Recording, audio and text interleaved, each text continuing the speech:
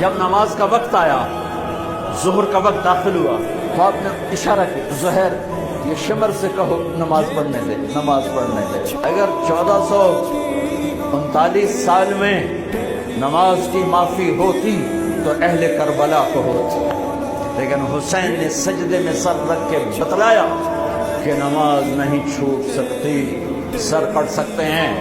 تو انہوں نے آگے ہو کر کہا کہ بھائی نماز کے لیے جنگ روکو، تو حسین ابن نمیر اس نے کہا تمہاری تو نماز قبول ہی نہیں ہوتی، تو واپس آ کر کہنے لگا کہ وہ نماز کی اجازت نہیں دے رہے۔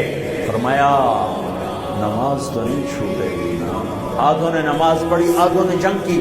جب زہیر گرنے لگے، حضرت حسین کے کندھے پر یوں ہاتھ مارا، گرتے گرتے ہاں ہاں آگے بڑھ، تیرے لیے تیرا نانا پھولوں کے ہار لے کے کھڑا ہوا۔